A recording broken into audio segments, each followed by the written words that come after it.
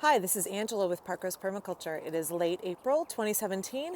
I am in the side yard garden in front of the kids' fairy garden. So here's an apple tree, and underneath it there is a young June berry, young aronia berry, young lilac,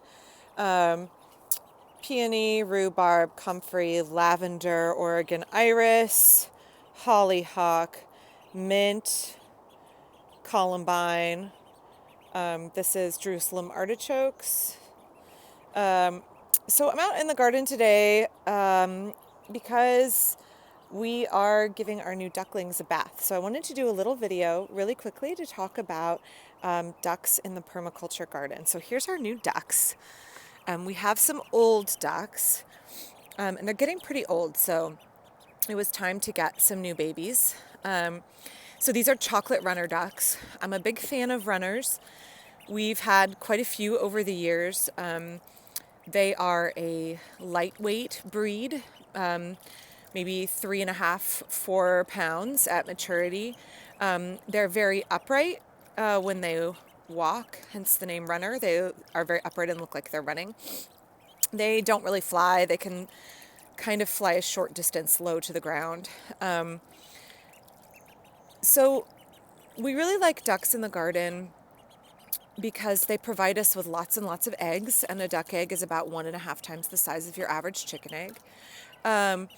So these duck eggs are maybe a little bit different flavored, and the whites are a little tougher than chicken eggs. So I use them for baking. They make fantastic meringue. They're great for baking into anything. And I don't really like them for omelets that much, although they do make good hard-boiled eggs. So one of the benefits of ducks is that they continue to lay at about the same rate their entire lifespan of 5 to 6 years. So chickens tend to lay very well for the first 18 months to 2 years, and then they start to peter out as they get older. Ducks don't do that. They lay consistently. So this breed right here lays about 300 eggs a year, and they do rest while they're molting. So egg production ceases for a period in the winter or late fall, but they lay very well. Other things about runner ducks are they don't scratch. They bill around under the mulch to get to the slugs and slug eggs and other critters that they love to eat, but they don't scratch, so they don't damage perennials. One benefit of runners in particular is that they don't need water in order to reproduce. Some ducks can only mate in water, some of the heavier bodied breeds.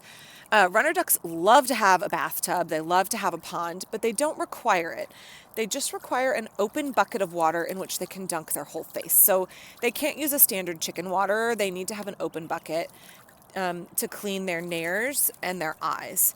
So they need to be able to submerge their entire head several times a day in the water. Ducks also require water to help them swallow really dry food. So they need a lot of water, but they don't necessarily need a pond. As you can see, they really love having water. They would take a bath every day if they could. We have a clawfoot bathtub that run off from this shed. You can see the slope roof. Behind that is a clawfoot bathtub, and that's filled with rainwater, and that is where our ducks take a bath.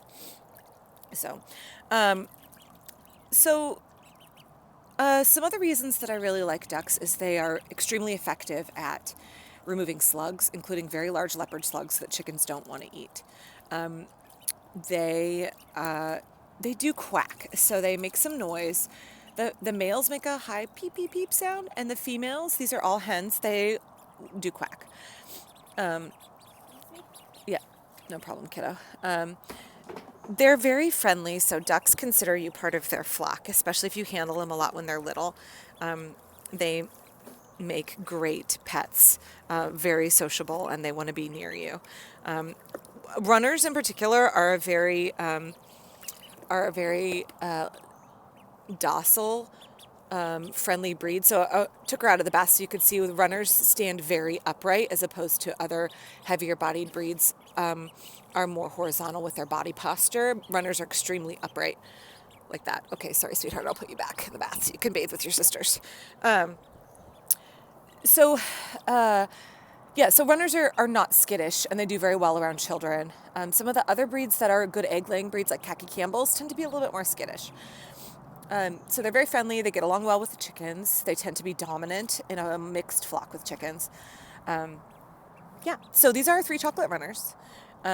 Another breed, if you're looking for another good egg-laying breed that's sweet and docile, but does need water, is the Welsh Harlequin. We've had those over the years and like them as well.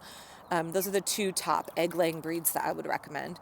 Um, yeah, so I will be back later with some more gardening videos. Hopefully over the next couple weeks I'll have several because there's tons of things happening in the garden. Um, for right now, I'm going to go dry these guys off, and I'll be back later. Thanks.